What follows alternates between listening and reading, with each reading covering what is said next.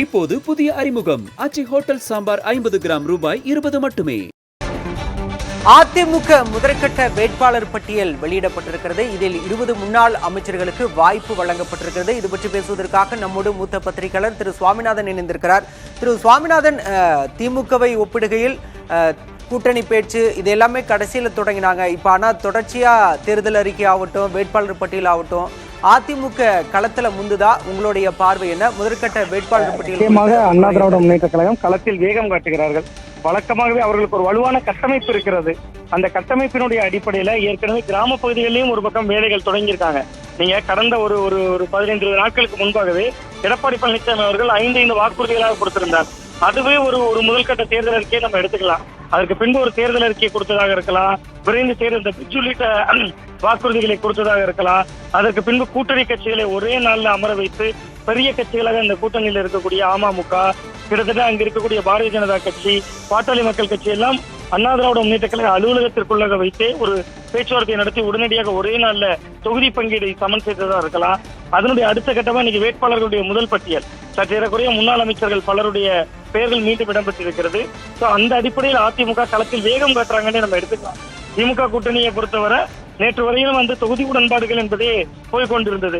கமலஹாசன் போன்றவர்கள் போட்டியிலே என்கிறதுல இருந்து, விசிக சின்ன மனக்குறைகளோடு ஏற்றுக்கொண்டதுல இருந்து, தேமுதிகவுக்கு 10 இடங்கள் ஒதுக்கப்பட்டதுல இருந்து அந்த இடஒதுக்கீடு சிஸ்டம்களே இருக்கிறப்ப முதல் கட்டமாக ஒரு வேட்பாளர்கள் பட்டியலே வந்திருக்கிறது என்கிற அடிப்படையில அதிமுக அந்த தேர்தலை அணுகுகிற விதத்துல, தேர்தலை சந்திக்கிற விதத்துல முந்தியிருக்காங்க அப்படிங்கிறத நான் பாக்குறேன்.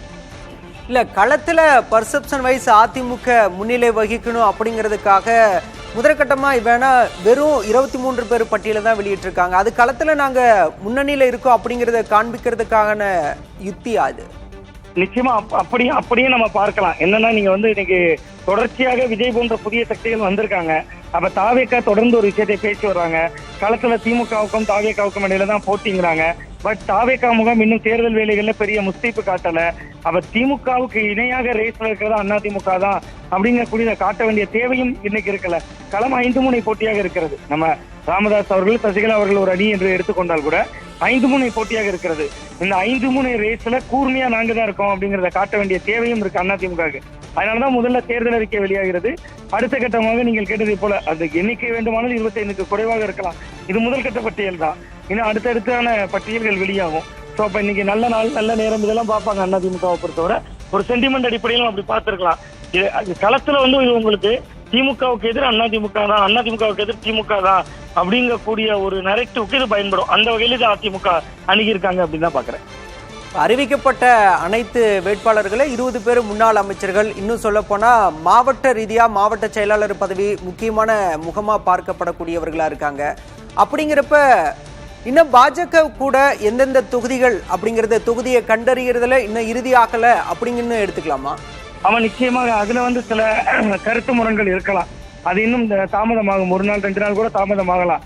ஏன்னா பாஜகவுக்கு ஒதுக்கப்பட்ட தொகுதிகள்ல இப்ப தமிழ் மாநில காங்கிரசுக்கு தெரிவித்து விட்டார்கள். நேற்று 5 தொகுதிகள் எதுன்னு சொல்லிட்டாங்க. பட் பாஜக கேட்கக்கூடிய தொகுதிகள்ல சில கோயில் நகரங்கள் இருக்கிறது. ஏற்கனவே அண்ணா திராவிட முன்னேற்ற கழகம் வெற்றி பெற்ற பகுதிகள் இருக்கிறது. சோ அதை இறுதி செய்வதில் சில தாமதங்கள் ஆகலாம். இன்னைக்கு நல்ல நாள் நல்ல நேரம் என்று பார்த்திருக்கலாம் எடப்பாடி பழனிசாமி அவர்கள். சோ அந்த அடிப்படையில் அவர் இதை அணுகியிருக்கணும். முதல் கட்டமா ஒரு 20-23 பேரை அறிவிப்பதன் மூலமா இவர்கள் எல்லாம் வேட்பாளர்கள் என்பது இன்றைக்கு அறிவிப்பின் மூலமாக மட்டும் இல்ல, இதற்கு முன்புமே தெரியுமே. களத்துல ஓடிக்கொண்டிருக்கிற அத்தனை பேருக்குமே தெரியும் எடப்பாடி பழனிசாமி அவர்கள் வேட்பாளர் அப்படிங்கறது தொடங்கி அங்க இருக்கக்கூடிய ஒவ்வொருவருடைய பேரும் தெரிந்த முகங்கள் தானே. எல்லாருமே முன்னாள் அமைச்சர்கள் தான் பெரும்பாலும் இருக்காங்க. நீங்க கேட்டதே போல மாவட்ட செயலர்கள் இருக்காங்க. இந்த அறிவிப்பு யாருக்கும் சர்ப்ரைஸ் தராது. அதே நேரத்துல நீங்க அது ஒரு பெரிய ஆச்சரியத்தை எப்ப தரும்னா, களத்துல இருந்து ஏதோ ஒரு கடைக்கோடி மாவட்டங்கள்ல, தென் மாவட்டங்கள்ல, ஒரு மத்திய மாவட்டங்கள்ல, டெல்டா பெல்ட்ல யாரும் எதிர்பார்க்காத ஒரு 4 பேர் வந்தாலும் அது ஒரு ஆச்சரியத்தை தரும். இது எதிர்பார்க்கப்பட்ட வேட்பாளர்களுடைய பெயர்கள் தான் இருக்கு என்கிற அடிப்படையில் அந்த அடிப்படையில் அணுக வேண்டியிருக்கு. ஸோ அந்த அடிப்படையில் இதை பார்த்தாலும் கூட இது ஒரு முதல் கட்டம் தான். தொடர்ந்து களமாடுவாங்க. பட் பாஜகவுக்கான இடங்கள் உறுதி செய்யப்படாமல் ஒரு வேட்பாளர் பட்டியல், அந்த வேட்பாளர் பட்டியலில் 100% அதிமுக போட்டியிடக்கூடிய நபர்கள் மட்டும் வெளியே இருக்காங்க அப்படின்னு தான் பாக்குறேன்.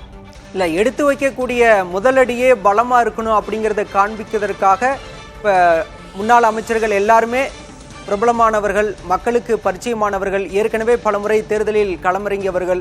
அப்படிங்கிறதுக்காக நாங்க பலமான வேட்பாளர்களை களத்துல இறக்குறோம், எல்லாருமே வெற்றி வேட்பாளர்கள் அப்படிங்கிற ஒரு அடையாளத்தை மக்கள்கிட்ட கொண்டு சேர்க்கிறதுக்கான யுக்தியாவும் பார்க்கலாமா? இல்ல நம்ம இவர்கள் எல்லோருமே வேட்பாளர்கள் என்பது அந்த தொகுதி மக்களுக்குமே ஏற்கனவே தெரியும் தானே. நீங்க எல்லாருமே முன்னாள் அமைச்சர்கள், தேர்தல் பணியில ஏற்கனவே வேலை செய்து கொண்டிருக்கக்கூடியவர்கள் தான், அந்த ஓட்டத்துல ஏற்கனவே களப்பணியில் இருப்பவர்கள் தான். ஸோ அவர்களுக்கு ஒரு சுதந்திரம் கிடைக்கிறது. கொஞ்சம் வேட்பாளர் நீங்க தான், சீக்கிரமா போய் களப்பணியை தீவிரப்படுத்துங்க என்று மக்களுக்கே செய்தி சொல்றாங்க, அவ்வளவுதான். பட் அந்த வேட்பாளர்களுக்கே தெரியும் ஏற்கனவே நம்ம